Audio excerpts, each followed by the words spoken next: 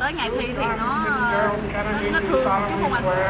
I, John Gerald Kennedy, solemnly swear that I will faithfully execute the office of President of the United States. And I will faithfully execute the office of President of the United States. And will, to the best of your ability, and will, to the best of my ability, preserve, protect, and defend the Constitution of the United States. Preserve, protect, and defend the Constitution of the United States. So help you God. So help me God. Rồi bỏ thắng ra.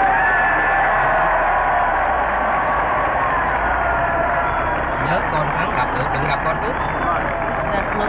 Bài thi tiếp theo, bài thi dừng và khởi hành theo 5 phút. 2 giờ đọc con cho mình.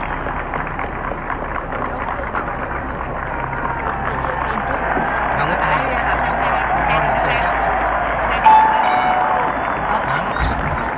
Rồi từ từ. Giữ thắng nhả con nhẹ nhẹ từ từ thôi, đừng nằm nhanh. Giữ thắng nhả con. Vice President Johnson. Từ từ. Nó xuống là cửa số 1 không, tí nữa rồi giữ đó đi. Bỏ thắng ra. Bỏ thắng ra từ từ lên. President Eisenhower. Nó tự qua luôn. Vice President Nixon. President Truman. Reverend clergy.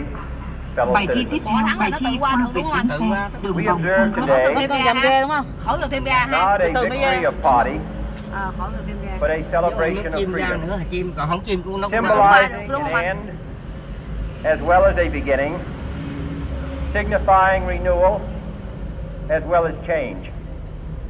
For I have sworn before you and Almighty God the same solemn oath our forebears prescribed nearly a century and three quarters ago. canh cái kiến The world is very different Cái now. kiến bằng mũi tên. tới chút nữa. For man holds in his mortal hand Con từ từ vô ra thắng lại the trả lại power nè. to abolish Thắng liền. all Thắng xe rồi anh forms trả of lại 2 human vòng lái cho poverty thắng xe luôn. Đừng canh từ cái cột ra cái nước á, trả lái qua vòng nữa đi. and Rồi yet đi. the same Canh cái nước bên này nhìn thẳng qua bên Cái đường nước đó nó ngày kia nghe nó khỏe nó chài. Thẳng với hàng nước người mình luôn á, người thẳng ở giữa người mình luôn á. the belief that the rights of Đất chai là man giữa người mình. Cái ông nước nào? come not from Ông the nước có quan đỏ generosity of đỏ. the state, Rồi ok. Ông nước but có from the Nhìn hand bên of kia có God. ông nước thấp nữa theo. rồi đó. We Tới dare chút not nữa, forget đánh hết today tay lái liền, đánh hết luôn nhanh that tay. we are the heirs of that first revolution. Let the word go Kịp chọc forth con vô cho xe chậm from lại. this time and Bên place này hết luôn. to friend and foe alike, that the torch has been passed to a new generation of Americans born in this century, tempered by war, disciplined by a hard and bitter peace, Bài thi tiếp theo, bài thi qua ngã tư có tín hiệu điều khiển giao thông. and unwilling to witness or permit the slow undoing of those human rights Hết luôn. to which this nation has always been committed and to which we are Thứ ba, committed thứ năm, chủ today nhật là thi sinh này đúng at không anh? home Đúng rồi. and around the Năm chủ world. nhật. Rồi còn thứ 2, 2, 4, 6 bên kia. 4, 6, rồi thứ 7 không có thi hả? Có khi sân này thi thứ 7, nhưng hôm qua Let thứ 7 every nation know Bữa nay đâu có thi, bữa nào mà đông quá. bữa nay có thi whether thi it A1 wishes us nên không có well or ill thứ 7 mới thi thứ kia. that we shall pay any Bên price, kia nó đang thi bệnh. Thường thứ 7 là nó thi A1 thôi hả? Nó không có Chủ thi nhật, B. chủ nhật any thi A1. hardship, Nếu mà thi 2 sân hết support từ any tiến bộ friend Dạ. thì A1 nó qua đó nó thi. oppose Còn any bữa nay foe bên đó là sân thành to công an assure the nó muốn thi. survival and the Nên success of liberty. Mình bữa nay thi A1 nó có đủ máy để làm. Còn bình thường ngày thứ 7 This là much sân này we không có thi. pledge and more. Nghỉ một ngày. To those old allies Tại sao whose đi nghỉ cultural thứ 7 anh? and Tự nhiên spiritual nghỉ sao? origins we share, Tập sinh. we pledge the loyalty of faithful friends. Vi phạm không? United, there is little we cannot do À.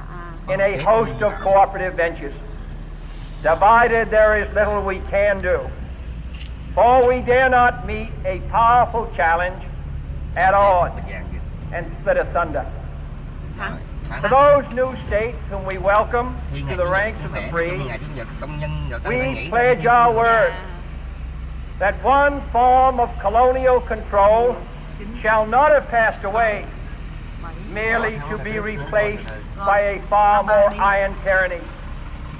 We shall not always expect to find them supporting our view, but we shall always hope to find them strongly supporting their own freedom.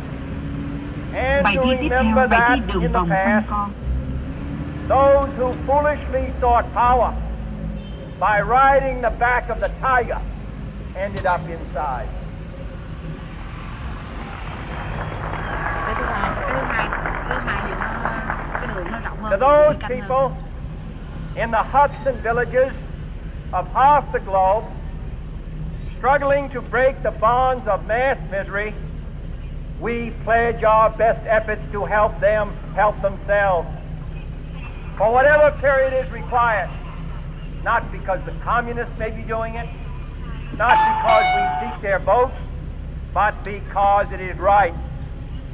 If a free society cannot help the many who are poor, it cannot save the few who are rich. Dòng lăng vàng là nó báo. Bài thi tiếp theo, bài thi qua ngã tư có tiếng Việt điều khiển giao thông.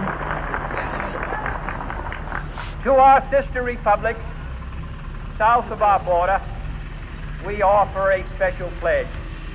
Nếu mà đường anh ca đó mình dòng lăng vàng là nó báo. Dòng là nó báo liền, nó thảm bạch liền.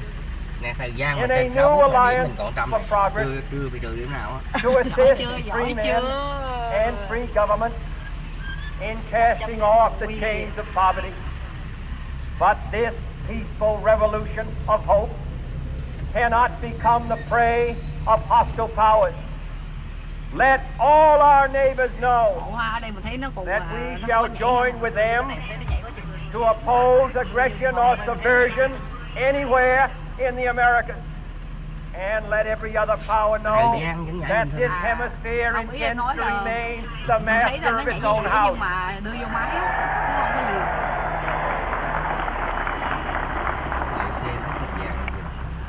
To that World Assembly of Sovereign States, the United Nations, our last best hope, in an age where the instruments of war have far outpaced the instruments of peace, we renew our pledge of support to prevent it from becoming merely a forum for invective, chỗ mà ghép xe ngang to strengthen its shield of the new and the weak, and to enlarge the area in which its grit may run. Finally, to those nations who would make themselves our adversaries, we offer not a pledge, but a request that both sides begin anew the quest for peace. Before the dark powers of destruction unleashed by science engulf all humanity in planned or accidental self-destruction. We dare not tempt them with weakness, for only when our arms are sufficient beyond doubt can we be certain beyond doubt that they will never be employed. But neither can two great and powerful groups of nations take comfort from our present course. Both sides overburdened by the cost of modern weapons, both rightly alarmed by the steady spread of the deadly atom, yet both racing to alter that uncertain balance of terror that stays the hand of mankind's final war. So let us begin anew, remembering on both sides that civility is not a sign of weakness, and sincerity is always subject to proof. Let us never negotiate out of fear, but let us never fear to negotiate.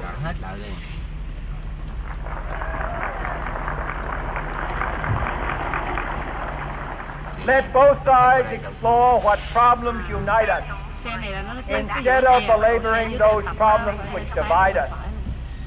Let both sides, for the first time, formulate serious and precise proposals for the inspection and control of arms, and bring the absolute power to destroy other nations under the absolute control of all nations.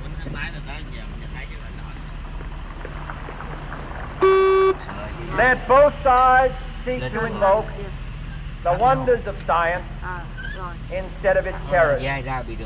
Together let us explore the stars, conquer the desert, eradicate disease, tap the ocean depths, Bài thi tiếp theo, bài thi qua ngã tư có tín hiệu điều khiển giao thông. let both sides unite to heed in all corners of the earth the command of Isaiah to undo the heavy burdens and let the oppressed go free.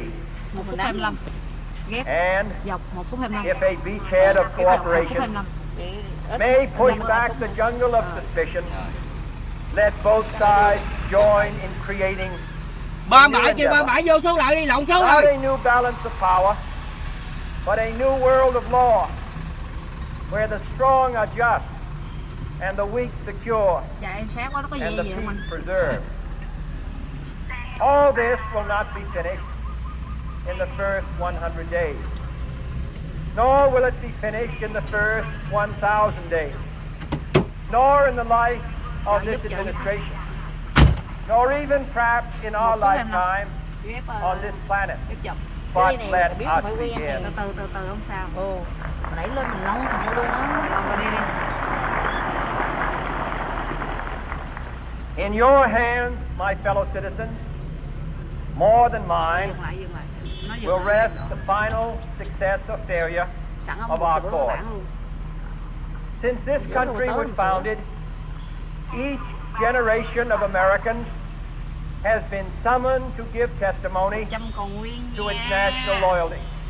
100 The còn nguyên. graves of young 100 Americans còn nguyên nha. who answered Về the nói với call to chồng service nha. around the globe. Chồng ơi chồng em Now đi the nữa, country em thêm nữa được mà 100 summons còn us nguyên rồi again. chồng ơi. Cái mình lên 100, 200. Not as a call to bear arms, though arms we need. Not as a call to battle, though in battle we are. But a call to bear the burden of a long twilight struggle, Chắc họ phải lấy Year cái in cái cây gì sửa and year out, cái bản thì rejoicing in hope, Sao nào? patient in tribulation, a struggle against the common enemies of man, tyranny, poverty, disease, and war itself. Can we forge against these enemies Tình huống bất ngờ. a grand Bài thi and tiếp global theo, bài thi alliance, tạm dừng ở chỗ có đường sắt chạy qua. north Muốn and vậy south, nha, chừng nào mà nó hú rồi mình dậm con dậm thắng lắm đẹp. that can assure a more fruitful life for all mankind? Will you join in that historic effort?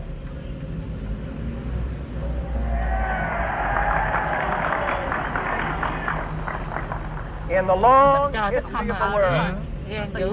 only a few generations have been granted the role of defending freedom in its hour of Thấy maximum người ta danger. yếu còn thách đố nữa. I do not shrink from this responsibility. I welcome it.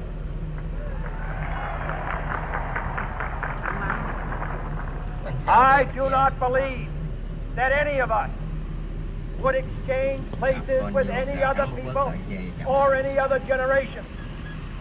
The energy, the faith, the Dừng devotion xe chưa đến vị trí. Bánh sao Nói này bánh sao phải bên trước. Mình nghe nó tính Nói con lên là đi. nó vô Nói lên đi. nhận bài thi. nhầm bài thi đúng không? Tính And mình nghe the tính tên glow cái mình from chậm that mà. fire Bởi vì lần Nói đó gì phải mình nhớ, nhớ. Bài thi tiếp theo, bài thi thay đổi số trên đường thẳng. nhưng mà phải làm chủ và mình nhiều lắm đó nha. what Chuẩn your bị, country can do for you. Chuẩn bị Ask what đúng you hả? can do for your country. Chúc mừng bạn, phải thi đầu. Xe số Phải thi